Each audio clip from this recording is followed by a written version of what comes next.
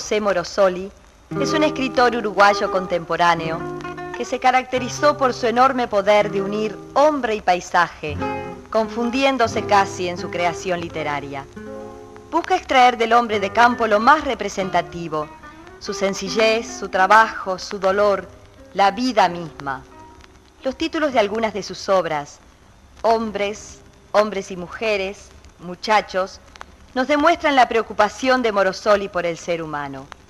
Tuvo la virtud de ubicarse en la auténtica realidad del campo. Por eso mostró crudamente la vida del hombre con sus problemas.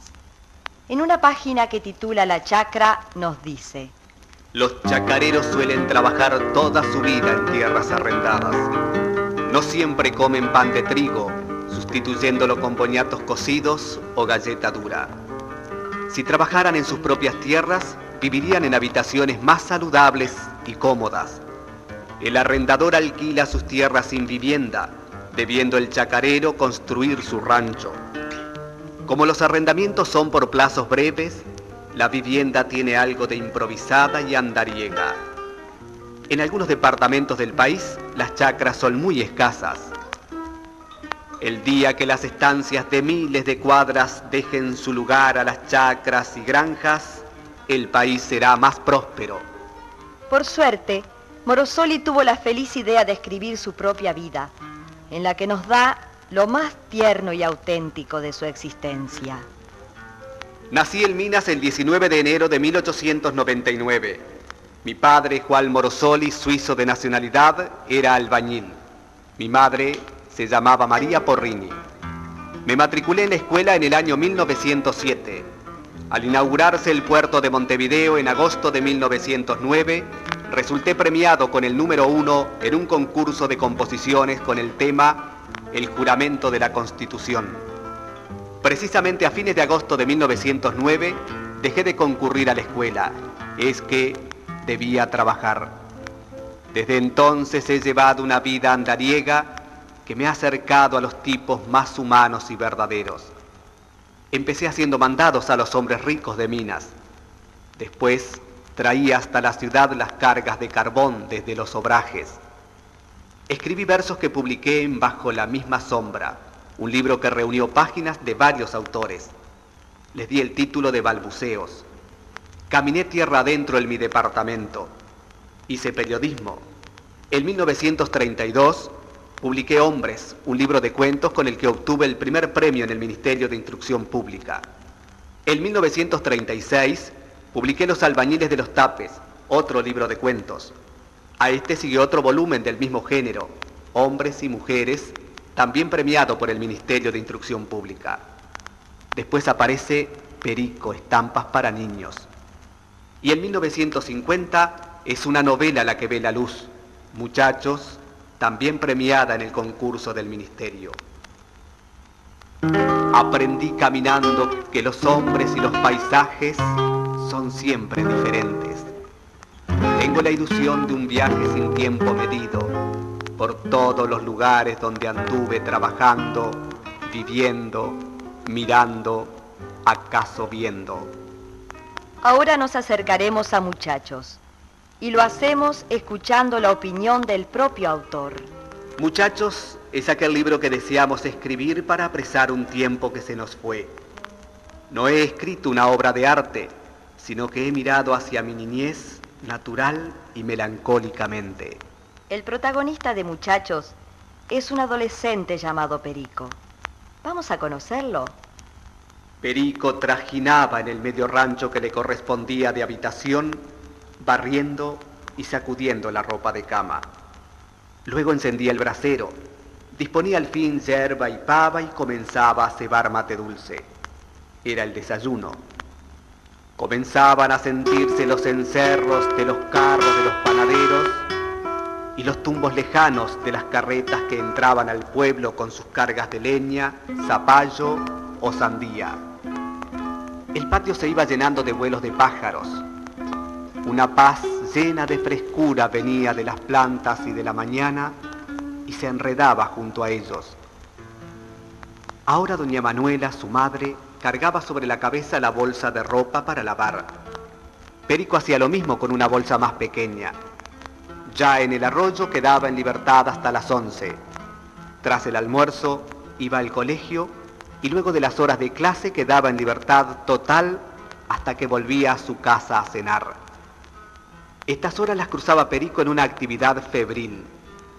En ella iba penetrando en los secretos de la vida ajena y resbalando en el conocimiento de las cosas de los hombres. Sabía más que los otros muchachos de su edad, y cuando estaba en rueda con ellos, les asombraba con cuentos oídos a los hombres en sus vagabundeos. Al volver a su casa, su madre le esperaba con un sencillo y repetido: ¿qué tal, mijo? Él contaba detalles de sus horas, algún episodio de la jornada escolar, alguna noticia de la vida del pueblo.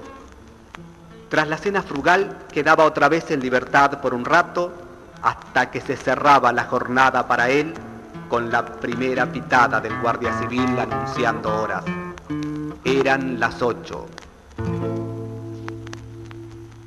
Todas sus obras encierran un encanto especial, y entre ellas destacamos a Perico, evocación de lo sencillo y lo humano, lo tierno y lo auténtico. Cualquiera de sus páginas lo demuestra. Ver llover allí en aquella chacra era una cosa que causaba placer, un placer tranquilo que aún me alegra. No olvidaré nunca aquella mañana. Hasta aquel día no había sentido la emoción de la lluvia. Me parecía que el campo y el árbol y yo éramos felices de la misma manera, quedándonos quietos y dejándonos penetrar por aquella música mansa y aquella lluvia lenta que caía sin interrupción. A mi hermana le gustaba mucho jugar a las casitas. Con 4 palos, algunos cueros y unos mazos de paja mansa, había construido la suya. Era una vivienda como la de los indios. El agua vino despacio, la sentimos llegar, la vimos venir borrando cerros, dejando todo detrás de su vidrio esmerilado. La gente del pago comenzaron a llegar a los ranchos, venían a jugar a las cartas. La lluvia creaba una sociedad candorosa, sencilla y feliz. Desde los cerros comenzaban a bajar pequeñas corrientes. En las quebradas nacían cañadas. Al campo le nacía un sistema de venas. Mirando recién comprendí el mapa con los azules nerviosos de sus ríos dibujados. Lamentablemente, Morosoli deja de existir en momentos en que comenzaba a escribir un libro similar a este.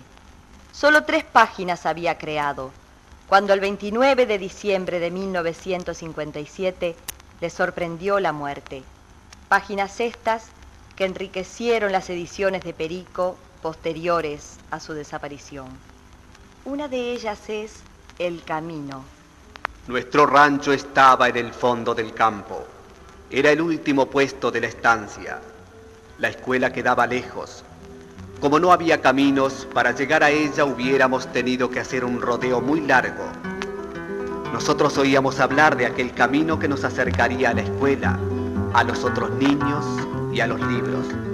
¿Acaso cruzaran por él carretas y tropas y caballadas? Pero al dueño del campo no le gustaban los caminos. Camino, camino, camino.